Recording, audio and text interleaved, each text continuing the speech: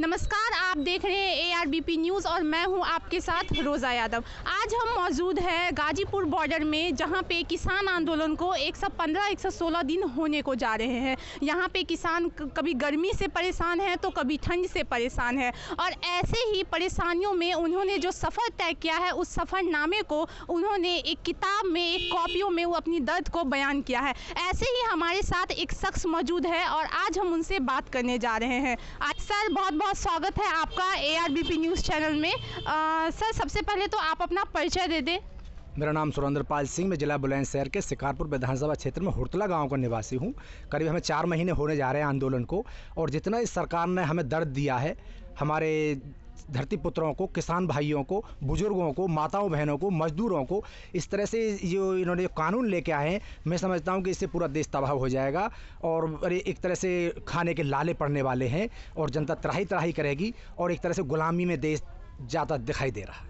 Sir, ये जो आपके पास एक कॉपी है, सर, इसमें जो मैं देख पा रही हूँ कि काफ़ी सारी चीज़ें ऐसी लिखी हुई है। सर, ये 116 दिन की, सर, ये जो किसानों की दर्द भरी दास्तान जो आपने लिख रखी है, सर, मैं चाहूँगी कि आप एक बार इसे सुनाएं। आपने ये क्या लिखा है? ये मैंने एक तरह से हमारा दर्द है। इस सरकार ने जितने भी हमारे साथ धोखे किए और धोखे पे धोखा किए जा रही है, एक तरह से हमारा मजाक बना कर डाल दिया है। कभी खालिस्तानी, कभी आतंकवादी, कभी परजीवी, कभी आंदोलन जीवी, किस तरह से हमारा, एक तरह से इन सरकार ने हमारे मान सम्मान को बहुत बड़ी ठेस पहुंचाई है। और उसी जितने भी सरकार ने गलत स्टेप लिए, हर स्टेप में मैंने अब तक लिखता रहा हूं, और मैंने इतना संघर्ष किया सरकार को, एक तरह से आंदोलन को ताकत दे, सरकार के खिलाफ आंदोलन को ताकत देने के लिए मैं रात को लिखता आ रहा हूँ। और उसी में से मैं आपको, अगर चाहेंगे मेरी आवाज़ को ईमानदारी से आगे तक पहुँचाएँ, मैं सरकार के किसी जुल्म से डरने वाला नहीं हूँ। अगर सरकार चाहे, मृत्यु से ज़्यादा कुछ भी नहीं होता। देखिए, इसी देश के अंदर हमारे सरदार भगत सिंह, उधम सिंह और जितने भी हमारे क्रांतिकारी हुए थे, उन्होंने भी सरकारों के खिलाफ आवाज़ उठाई थी। इसी तरह की सरकार, अंग्रेज़ों का भी रवैया रहा था, उससे ज़्यादा खतरनाक इस सरकार का रवैया है। उसके खिलाफ मैंने आवाज़ उठाई है। अगर यदि मृत्यु को भी मैं प्राप्त होता हूँ तो वो संकोच नहीं होगा। सर, ये क्या है, ये दर्द भरी कहानी? सर, हम सुनना चाहेंगे। सर, क्या आप एक बार इन्हें बता सकते हैं? हाँ, ये एक तरह से मैंने, सरकार ने जो हम पे एक तरह से जुल्म करती आ रही है, कभी डरा रही है, कभी धमका रही है, उसी के ऊपर मैंने लिखा है। हम बिल्कुल भी नहीं डरेंगे,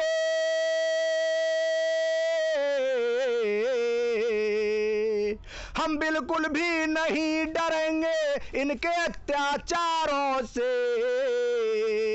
खेतों से हमारे दूर रहे, कह दो ये देश के ठेकेदारों से। हम बिल्कुल भी नहीं डरेंगे इनके अत्याचारों से। खेतों से हमारे दूर रहे, कह दो देश के ठेकेदारों से। कभी भी न पूरे होंगे इनके जो ख्वाब हैं, कभी भी न पूरे होंगे इनके जो ख्वाब हैं। संदेश हमारा पहुंचा दो, संदेश हमारा पहुंचा दो मोदी के रिश्तेदारों से। हम बिल्कुल भी नहीं डरेंगे इनके अत्याचारों से। खेतों से हमारे दूर रहे, कह दो देश के ठेकेदारों से। परजीवी हमको कहते हो तुम, हम ही तुमको पालते। परजीवी हमको कहते हो तुम, हम ही तुमको पालते। अब हम तुमको रुला ही देंगे, अब हम तुमको रुला ही देंगे आंसुओं की धार से। हम बिल्कुल भी नहीं डरेंगे इनके अत्याचारों से। खेतों से हमारे दूर रहो, कह दो देश के ठेकेदारों से। जहां भी चुनाव होंगे वहीं तुमको घेरेंगे, जहां भी चुनाव होंगे वहीं तुमको घेरेंगे। हर जगह जवाब देंगे, हर जगह जवाब देंगे वोट के अधिकार से। हम बिल्कुल भी नहीं डरेंगे इनके अत्याचारों से।